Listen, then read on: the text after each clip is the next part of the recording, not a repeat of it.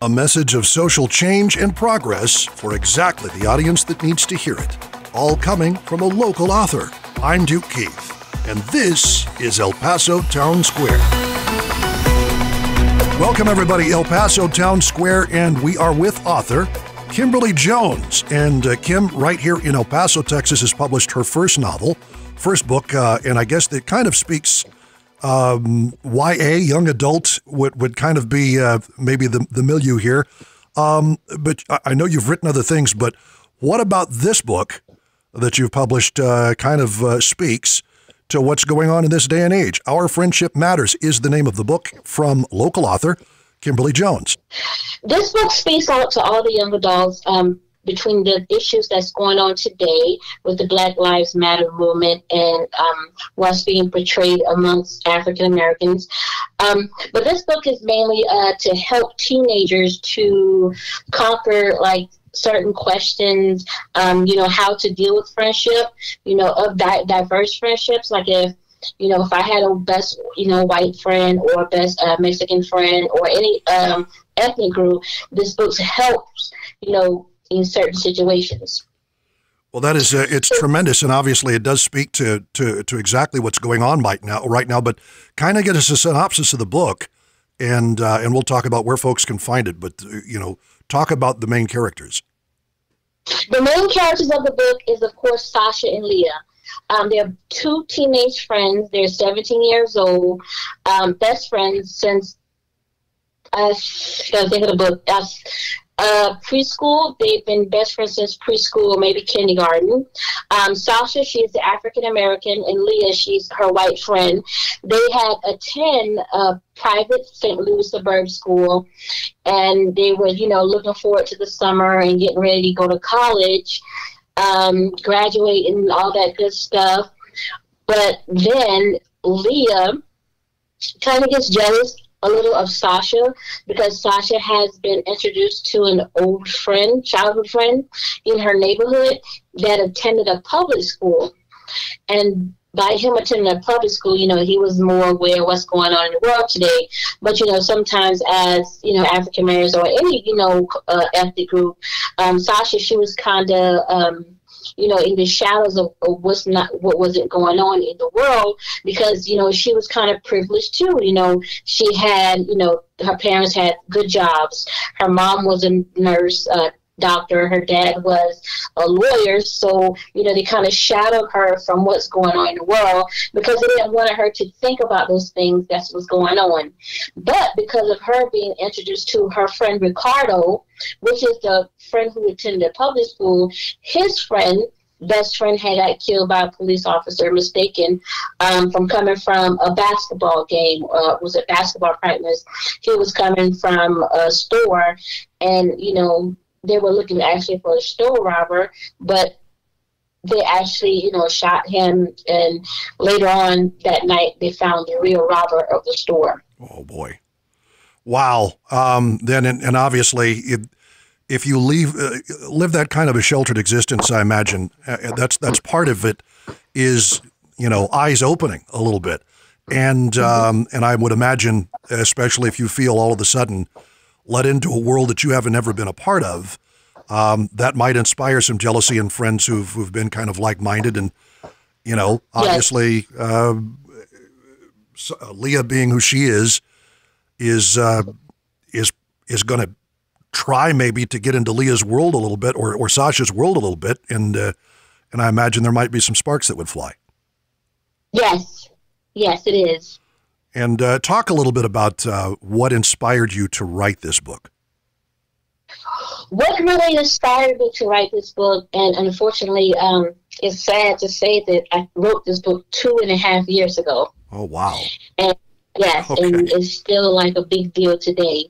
So what really inspired me when I was in Missouri, and I was stationed there with my husband in Fort Leonard Wood.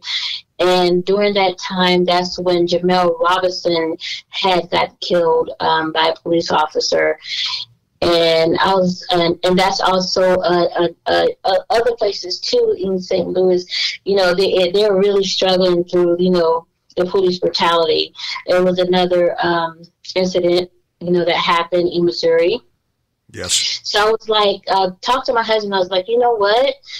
I should write a book about, for young adults, seeing, because the world is becoming more diverse, Yes. And there's more, you're having biracial couples and biracial friends and things like that.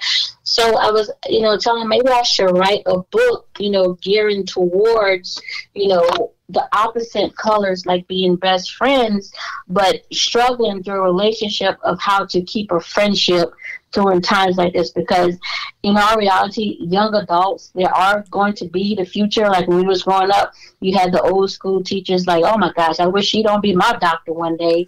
But in our reality, that we are going to be the future. They are going to be the future. So they're the only ones that could change things.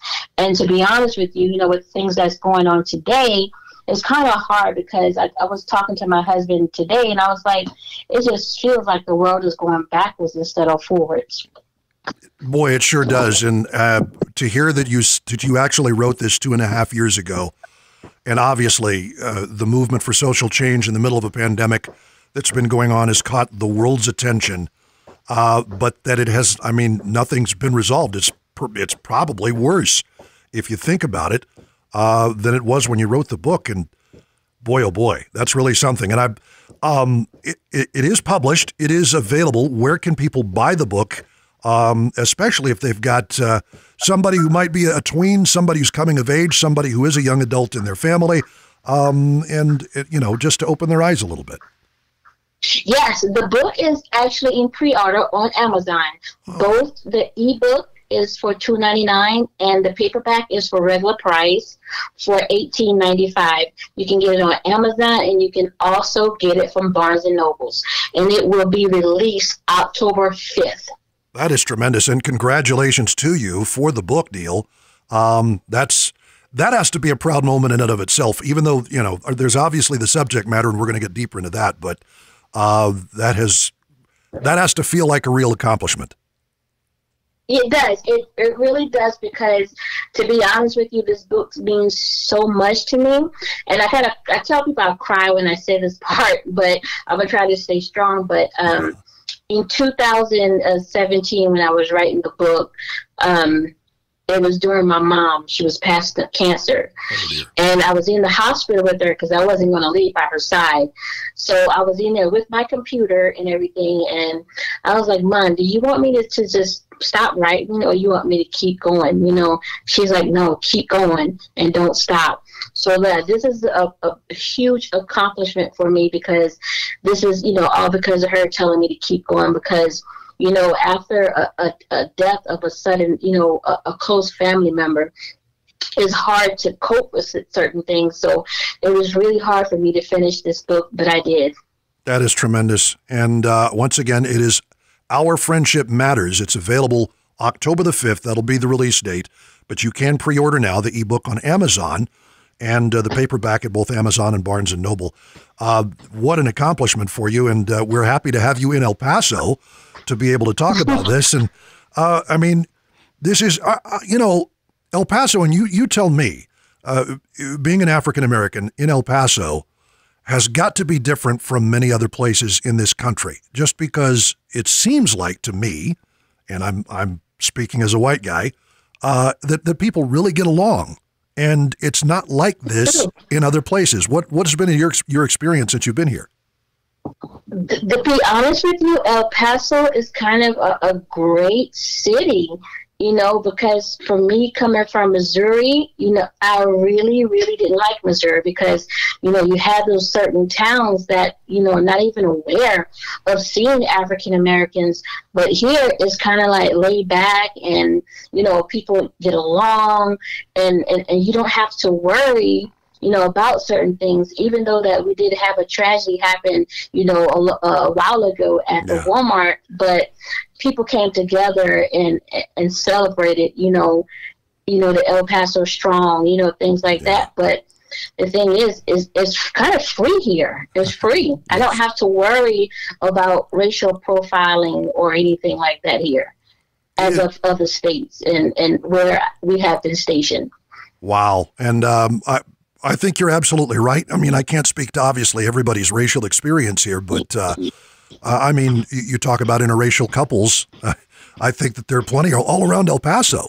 Colors of all people of all different stripes and colors, and everybody gets along very, very well. And you talk about it, the Walmart tragedy on August the 3rd. It seemed to me, and as soon as I heard the numbers start to go up, those unfortunate numbers that we all started to hear on August the 3rd, it struck me as this whoever did this is not from here. And I think everybody in the cities thought the same thing. This is not an El Paso thing. We get along together. That's the way things work in the city. I'm so happy to hear that that's been your experience as well. Yeah. And talk about some of the things that, especially as you're trying to speak to young adults, because it is, you see the typical YA stuff at Barnes and Noble, and it's, vampires and werewolf fantasies and things like that. I wouldn't imagine there's a whole lot of social issue stuff that's available for young adult readers, and you're really kind of speaking to people, I think, who need to be spoken to. Yes. I do understand that there's other, genres in the Barnes and Nobles and things like that, but you have to realize that in every book there's a message. Every book there's a message, and people write to get their message across. Sure. The people who talk about werewolves, maybe believe in werewolves and vampires. And the people who talk about, romance and things like that. They have a deep, passion for love, finding the right guy or finding the right woman. So when I talk about Our Friendship Matters, social justice, is me expressing myself, even though that it is a fiction novel. And to be honest with you, it's true events in the book. And it's sad to say it's true events in the book. But we're trying to get a message across, in the future. If we can't get along, then we're not going to move anywhere. And that's where the friendship comes in. And then the matters came from Black Lives Matter.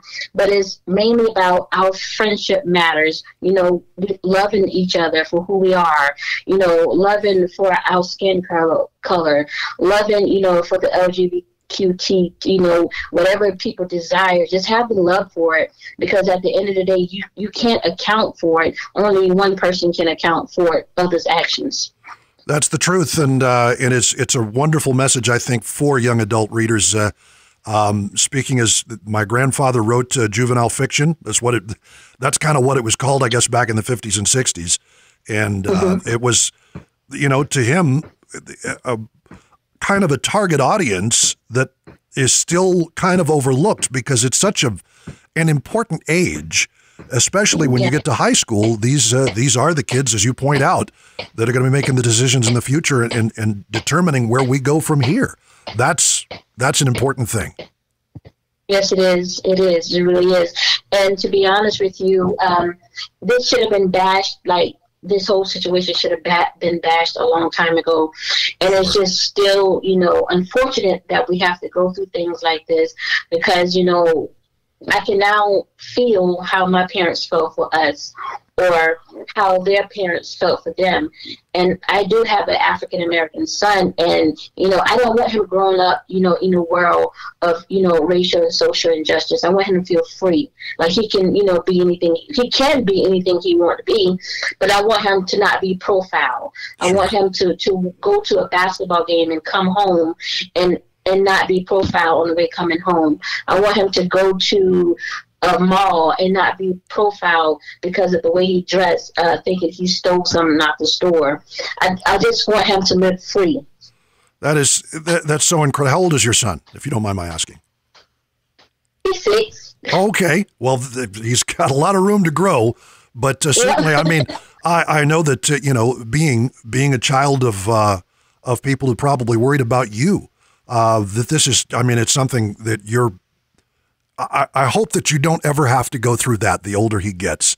That is my wish for you. But I know that, being you and having your parents and grandparents and having generations of this in the past, that it's probably just something that's ingrained, isn't it? Like this worry.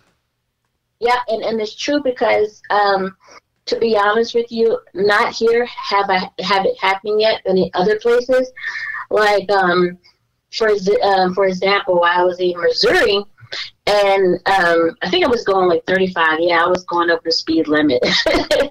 I admit I was going over the speed limit. It was like 25. Well, but it's hard to go 25 when you got a heavy foot. So, I've been there. The police pulled me over. And I was like, oh my gosh, like as soon as the cop pull you over and you're scared because, it's like your heart drops all the way down, to your back. You're scared. So I pulled over to a gas station. I was on a bridge, and he, first thing he asked me, he was like, ma'am, I pulled you over like a mile ago. He's like, why haven't you stopped back there? And I was like, I do have a right to stop in public because, to be honest, I'm scared and I'm sorry that I feel that way, but I do have a right to pull, as long as I pulled over, I do have a right to pull over in public.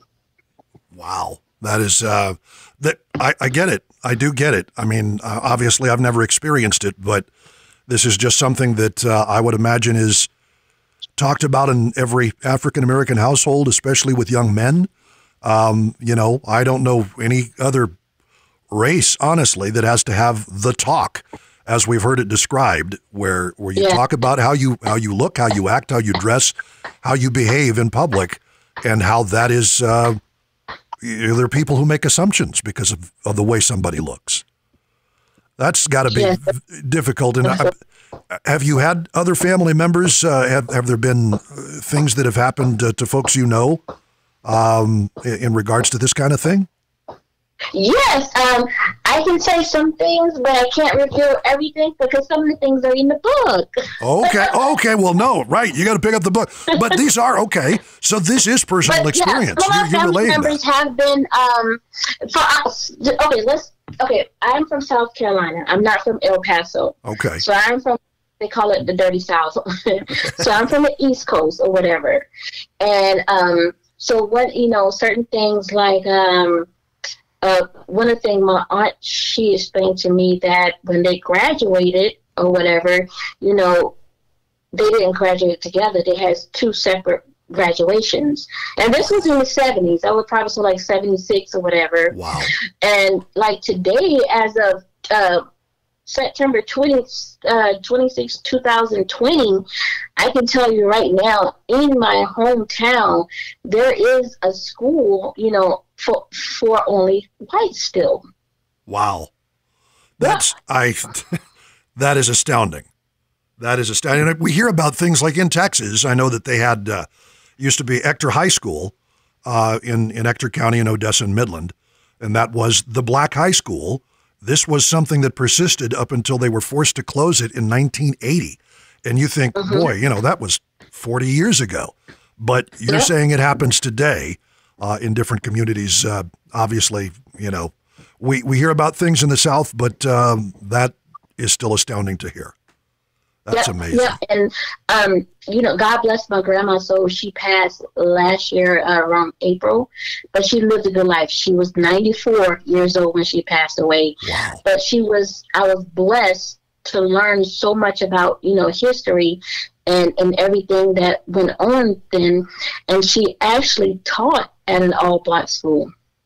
How about that? And I would imagine you really got to hear some stories about the civil rights movement and things of that nature from, boy, she lived through everything, didn't she? Yes. And like I said, I was fortunate. And I do have children's books because I base them off her stories that she had told me. And but I was fortunate to have, heard those stories. Absolutely. Boy, when you have a good storyteller in your family, that is worth its weight in gold. Just, even if you don't write books, to have that kind of rich history you can go back to if you see them during the holidays or something, that's really tremendous. We're speaking with Kimberly Jones, the author of Our Friendship Matters. It is a book about the awakening of two young ladies, one African-American, one white, in suburban St. Louis, with all of the current events with Black Lives Matter. It is aimed at young adult, so we're talking high school age, maybe junior high, and a little bit up from there. but it's so pertinent, Kimberly, and it's wonderful to have you here in El Paso to talk about it, and talk about what some of the other things is this the messages. These are the messages you wish to write about. Is obviously every book is a little bit different. Everything you write is a little bit different, but this is this a theme for you? This book, just mainly, I want people to take from this book that even if you were, in a diverse friendship or any kind of relationship with another ethnic group, is to learn their background, ask questions, because I would want my friend to ask me questions so that we still can get closer and still feel friends. And then I can feel, oh my gosh, she really cares about me. This is really my friend. And if we conquer these things early on in life, then we can, come together and what wouldn't be any of this that's going on now or whatever. And sometimes you might, I'm not going to say, but I'm going to say that it's unfortunate that sometimes it might not happen like that. You're going to lose friends, because they're so, one-sided on sticking to, their roots. But it's nothing you can do about that. As long as you got your point across, that's all that matters. So be yourself and don't be afraid to be yourself. That is a wonderful message. Don't be afraid to, be yourself. If you have a friend of another ethnicity group, doesn't matter if they're African American or Asian, because they have certain things in different, communities that they abide by too. Just ask questions, learn about them, and that's how you get your friendship to be stronger. And that's so well said, because, you feel like you're kind of afraid. You don't want to, set somebody off and make somebody angry by asking a question about that. But especially when you're young, that's the time to ask questions. And so don't be afraid to open up and ask somebody. I wouldn't say that, at that age that I would have done that if I'd been curious about somebody else's culture. But you're absolutely right. It's the perfect time to get people to be more expressive. That's tremendous. Well, Kimberly Jones, the author of Our Friendship Matters, once again, you can find that on Amazon. There's an ebook available. How much is the ebook again? The ebook is only $2.99 because it's in pre-order. Okay. It's in pre-order, but you can do that now, and the paperback will come out, and that is regular price. And that will be on October the 5th, available to Amazon as well as Barnes & Noble. And boy, you're hitting it right on the head, I think, Kimberly, and I'm so happy to hear that you got your book published 2.5 years later. It's sad that it's still sad. It's kind of sad that it's still pertinent, isn't it?